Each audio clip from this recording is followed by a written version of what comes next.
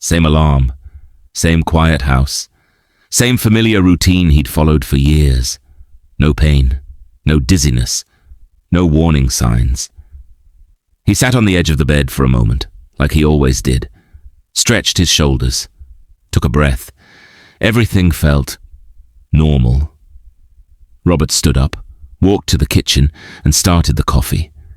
The sound of it brewing filled the room. He looked out the window, watching the light slowly change. And in his mind, one simple thought came up. The same thought many people have. I feel fine.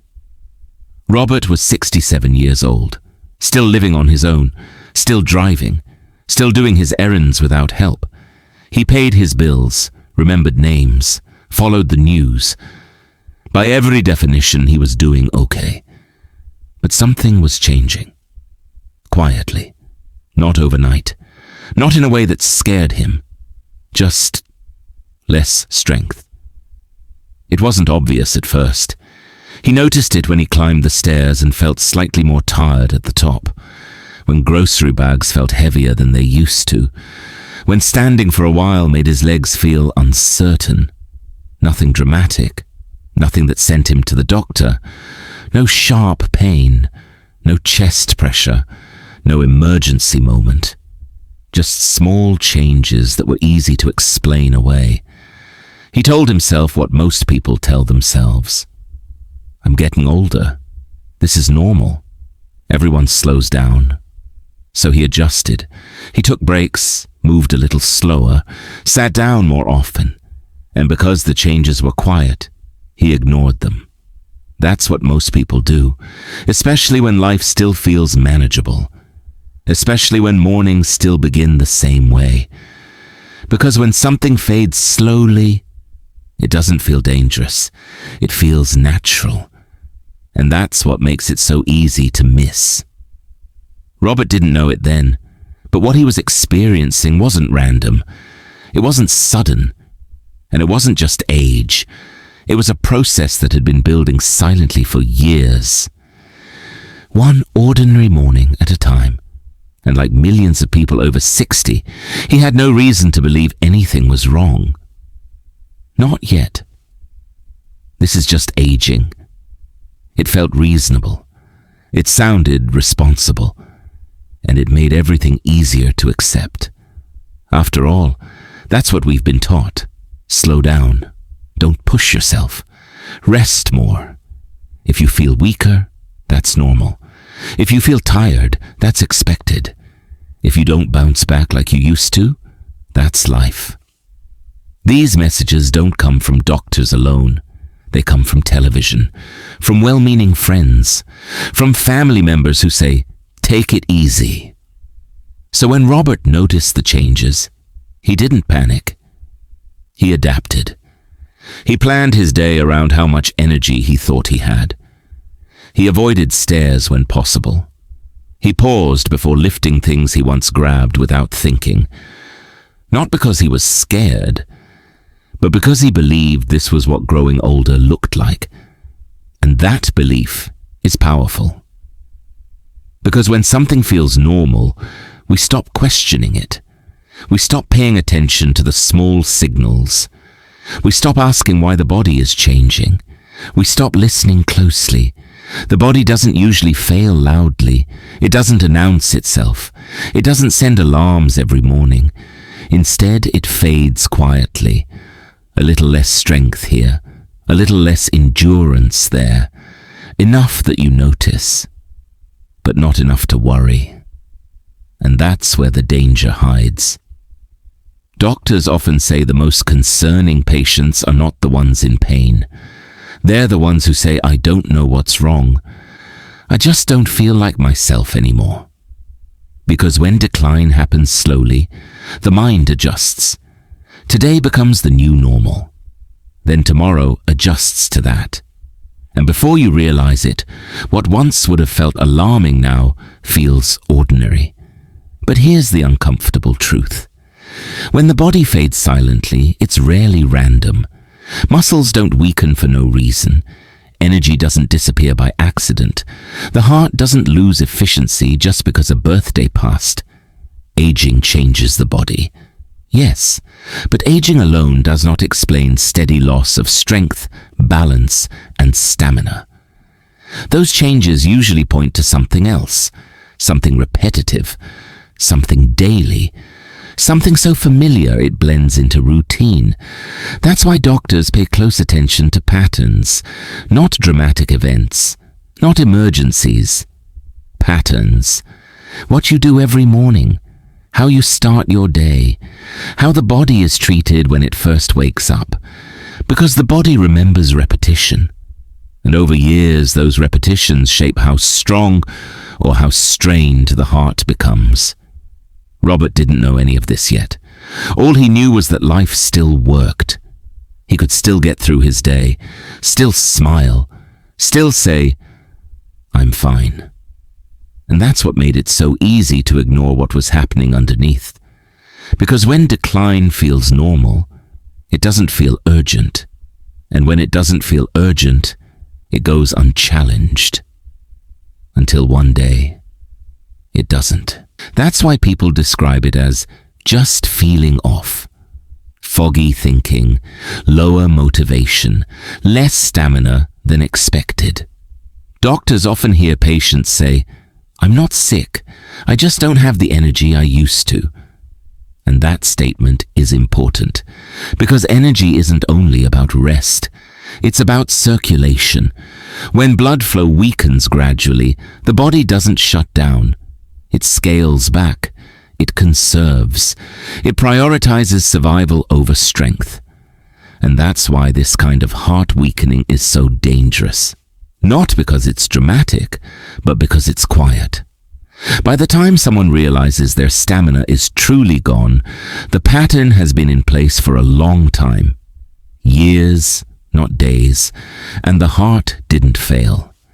It adapted the only way it knew how, to ongoing, repeated demand that was never corrected. The habit doesn't look risky. It doesn't feel extreme. It doesn't raise red flags. In fact, it looks healthy. It's recommended casually, sometimes by doctors, sometimes by friends, sometimes by articles meant to protect you. It's passed down from generation to generation. Parents tell their children. Children remind their parents. And because it's so common, it's rarely questioned. Seniors do it with good intentions. They believe they're being careful. They believe they're being responsible.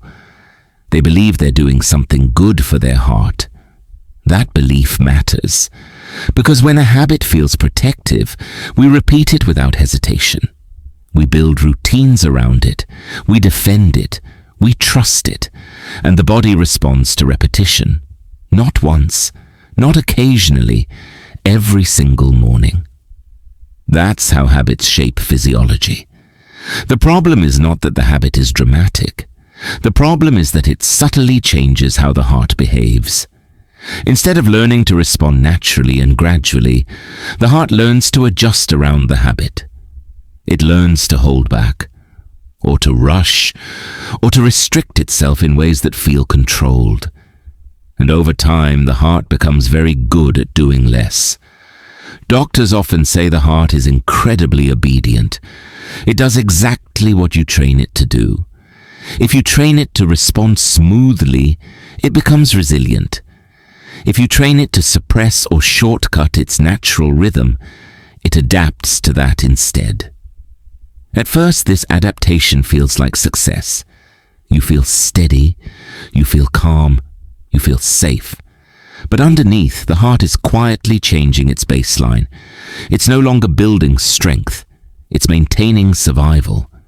That difference is subtle, but important. Strength allows recovery. Survival only allows function. And when stress appears, emotional stress, physical effort, illness, a heart trained only for survival struggles. This is why the decline feels confusing. People think, I did everything right. And in a way, they did. They followed advice. They respected their limits. They avoided extremes. But the body doesn't thrive on avoidance alone. It needs balanced demand. And this habit, the one that feels so safe, slowly removes that balance. Not enough to cause symptoms, not enough to cause pain, just enough to slowly lower capacity. That's why people are caught off guard. They weren't reckless. They weren't careless. They were careful. And because the habit is so normal, no one thinks to stop and ask a simple question. Is this still helping my heart? Or has my heart adapted to it in a way that's now holding me back? That question rarely comes up, until stamina fades, until strength drops, until confidence quietly slips away. And by then, the habit has been shaping the heart for years, one calm, ordinary morning at a time. Not because he tripped, not because he was in pain. He just stopped. His hand rested on the railing. His breathing was steady. But something felt wrong.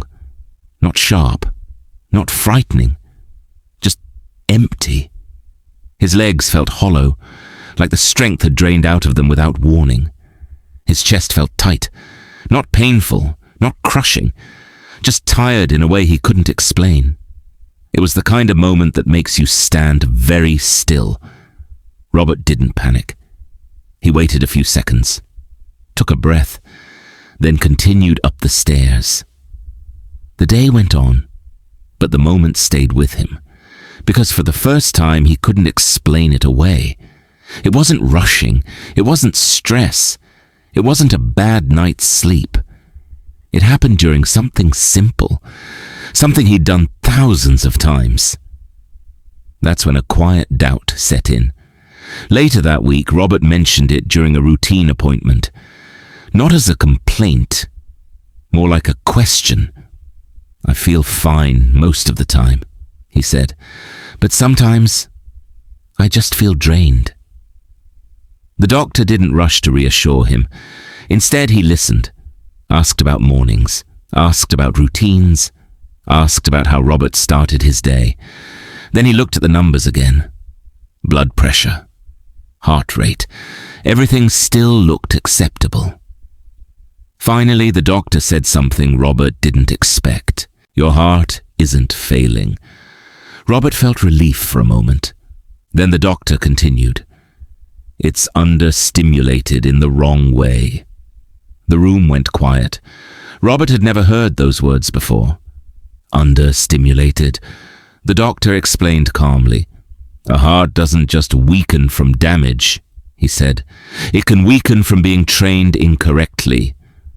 Not from disease, not from age, from patterns, from repeated routines that limit how the heart naturally warms up and responds. The heart learns what it's allowed to do, and over time it does exactly that, and no more. That sentence stayed with Robert, because it challenged everything he believed. He had thought being careful was always the safest choice. He had believed slowing down protected him. But now he realized something important. Carefulness without understanding can quietly work against you. That moment on the stairs wasn't a failure. It was a signal, not an emergency. A message. A message that his heart wasn't broken. It was simply doing what it had been trained to do for years. And the idea that training could be changed, that changed everything. Because for the first time, Robert didn't feel old. He felt misinformed. And that meant something could be corrected. Quietly, safely, on purpose. This decline is not caused by age. That idea alone stops people in their tracks. Because for decades we've been told the opposite. That weakness is inevitable. That stamina fades naturally. That slowing down is simply part of growing older. But doctors who study long-term heart function see something different. They see people of the same age, living very different physical realities. One person climbs stairs with confidence. Another pauses halfway, uncertain. Same age, different outcome. The difference isn't luck, it isn't genetics, and in many cases it isn't disease. It's routine. Specifically, a routine that limits natural heart activation early in the day. The heart is designed to wake up gradually, to increase circulation step by step, to respond smoothly to movement and breathing. But when the heart is consistently restricted, rushed, or suppressed during that window, it adapts. Not overnight, over time. The heart becomes less responsive. Not weak, just cautious. Less flexible, less powerful. It doesn't surge when needed. It doesn't recover as easily. And because this change happens slowly, people don't feel it as a problem. They feel it as normal. That's the danger. The heart isn't broken. It hasn't failed. It has been trained. Incorrectly. Trained to conserve instead of respond. Trained to hold back instead of engage. And the heart is very good at following instructions. It does exactly what it's taught to do. If it's taught to avoid demand, it becomes efficient at avoidance. If it's taught to limit response, it limits response everywhere. This is why the decline feels confusing. People say, "I haven't changed anything." And that's true. The routine stayed the same. But the heart changed anyway, because repetition shapes function. This understanding changes the entire conversation about aging, because it means loss of stamina isn't a sentence, it's feedback. It means strength didn't disappear. It was simply not being invited. And when something has been trained, it can be retrained. Not aggressively, not dangerously, but intentionally. And that's where real hope begins. Because once you understand that this isn't age, it's habit, you stop feeling powerless. And you start realizing something important. The heart is listening. And it's ready to respond differently. Not because it causes sudden disasters, not because it always leads to emergencies, but because it removes margin. When the heart becomes less responsive over time, the body loses its buffer, the extra capacity that helps you recover, the reserve that protects you during small stresses. That's when problems appear. Not during major events, but during ordinary moments. Doctors see it in patients who experience sudden fatigue without explanation. One day they're fine. The next, simple tasks feel exhausting. They see it in balance issues, not dramatic falls, just slight unsteadiness. Moments where the body doesn't respond quickly enough to correct itself. Circulation drops subtly. Hands feel colder. Legs tire faster. Standing for longer periods becomes uncomfortable. The brain feels it too. Cognitive fog, slower recall, difficulty focusing, not dementia, not confusion, just reduced clarity that comes and goes. And then there's the risk doctors watch most closely. Cardiac events during mild stress, not intense workouts, not extreme exertion. Things like rushing across a parking lot, carrying groceries, climbing stairs when you're slightly dehydrated or tired. When the heart has been trained to do less, it struggles to respond quickly. That delay matters. The scariest part isn't the symptoms themselves, it's the false sense of security. People feel fine. They're not sick, they're not in pain, they're not being reckless, so they don't change anything. And because nothing dramatic happens right away, the pattern continues. Doctors often say the most dangerous phrase they hear is, "I didn't think it was serious." Because this pattern doesn't announce itself. There's no warning shot, no sharp pain, no dramatic collapse. Just a moment when the heart is asked to respond, and it can't do so efficiently. That's why doctors emphasize prevention here, not fear, awareness.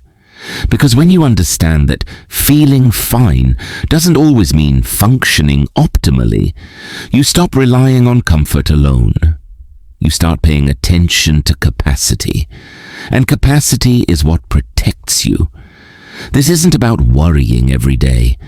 It's about recognizing a quiet risk before it becomes a loud one. And the reason doctors talk about this carefully, without alarm, is because it's correctable.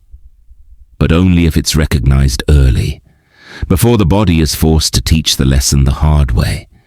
Now breathe, because this is the good news. Nothing you've heard so far means something is wrong with you. It doesn't mean damage. It doesn't mean disease. It doesn't mean you've waited too long. Fixing this does not require medication. It does not require exercise programs. And it does not require pushing your limits. In fact, pushing is the opposite of what helps here. The correction is gentle. Doctors call it gradual cardiovascular awakening. It simply means allowing the heart to wake up the way it was designed to, smoothly, calmly, and progressively.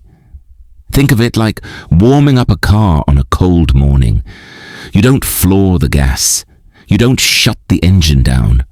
You let it settle into motion. The heart needs the same respect. After sleep, circulation is slower. Blood vessels are less flexible.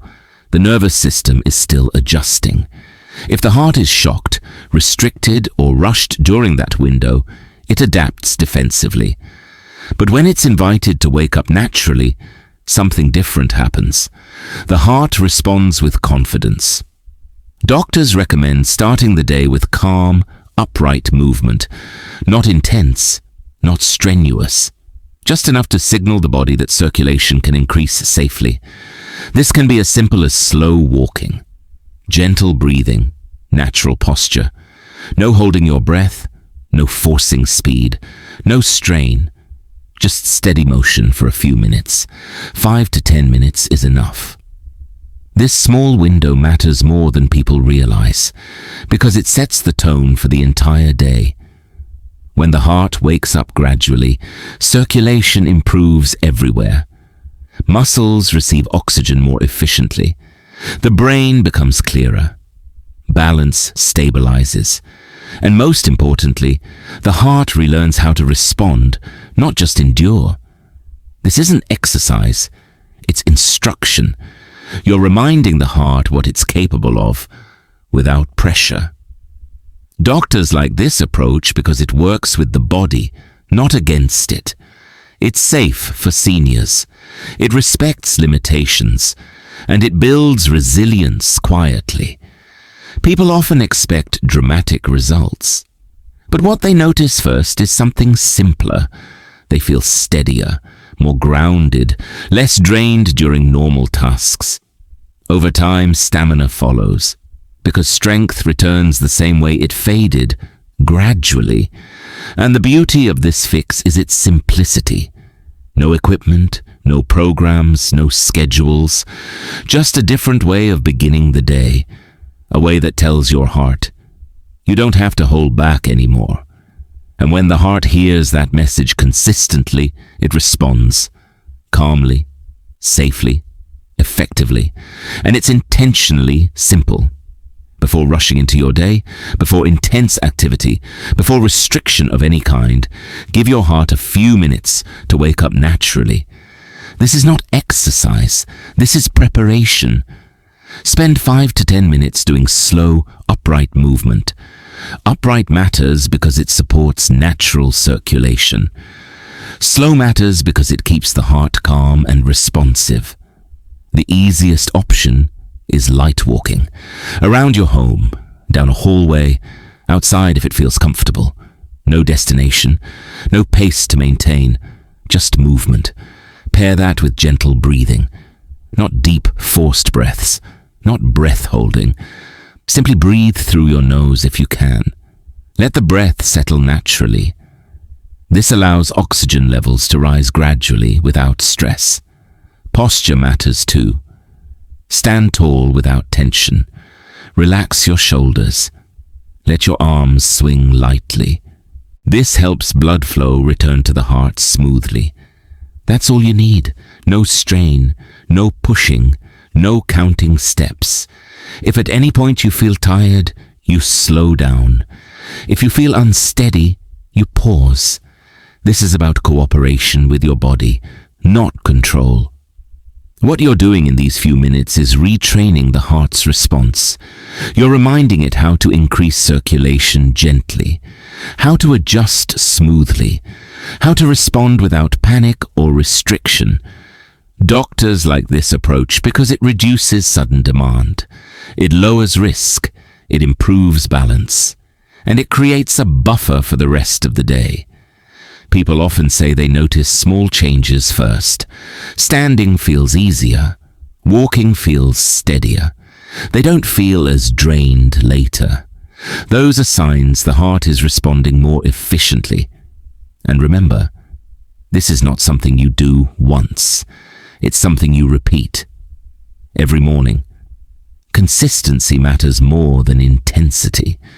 5 minutes done daily is far more effective than one hard effort once a week. This simple routine tells the heart, you're allowed to wake up fully. And when the heart hears that message regularly, it responds the way it was designed to. Smoothly, reliably, safely. That's it. Nothing more is required, not more energy. At first, there was no sudden burst, no dramatic difference the next morning. Instead, there was stability. Simple things felt steadier. Standing didn't require as much effort. Walking felt more balanced. At first, Robert thought he was imagining it, but the change continued. Within days, everyday tasks felt less demanding. Not easier, just less draining. That's when stamina began to return. He noticed it without trying to measure it. He didn't need to sit down as quickly. He could finish what he started. He wasn't watching the clock, waiting to rest. And slowly, something else returned. Confidence. Not the loud kind, the quiet kind that comes from trusting your body again. Robert realized something important. His strength hadn't disappeared. It had been waiting, because strength doesn't vanish suddenly. It fades quietly when it's not invited to stay, and it can return the same way, quietly. What surprised Robert most was how natural it felt. There was no struggle, no pressure, no fear, just a body responding to better signals. Doctors often say the body wants to heal, it wants balance, it wants rhythm. When the heart is allowed to respond smoothly each morning, everything downstream benefits. Muscles receive better circulation. The brain stays clearer. Balance improves. And over time, people stop bracing themselves for normal activities. They stop expecting fatigue. They move through the day with more ease. That's what empowerment looks like at this stage of life. Not pushing harder, not proving anything, but reclaiming what was already yours. Robert didn't change who he was. He changed how his day began, and that changed how his body responded. This is what many seniors discover when they stop blaming age and start working with their heart instead of around it. There's relief in that, because it means the body isn't broken, it's adaptable. And adaptation works both ways. What was trained quietly in the wrong direction can be retrained just as quietly in the right one. That's real strength, not force, consistency, and it belongs to you. If you're over 60 and you're ready to stop blaming age for changes that don't have to be permanent, if you want your heart working with you, not against you, this is your moment to choose differently, not dramatically, not forcefully, just intentionally. Awareness is the first correction, because once you see a pattern, you're no longer trapped inside it. You don't need to overhaul your life. You don't need to chase youth. You don't need to prove anything. You just need to listen to what your body has been quietly telling you. That strength didn't disappear overnight, and it didn't leave because of a number on a calendar. It faded because it wasn't being supported in the right way. And now you know that, Knowledge changes behavior. Behavior changes outcomes. Quietly. If this message connected with you, if it made you pause even for a moment, that matters, because small pauses lead to better choices, and better choices protect the heart. So here's the simple invitation. Comment "change" below. Not for anyone else, not for the algorithm, for yourself. It's a way of saying, I'm paying attention now. I'm willing to adjust. I'm choosing to work with my body, not against it. You don't have to be perfect. You just have to be consistent. And consistency, over time, is what restores confidence, stability, and strength. Quiet fixes save lives, not because they're dramatic, but because they're sustainable. And when you make one calm change today, your heart responds tomorrow. That's how real improvement begins, slowly, safely, on purpose.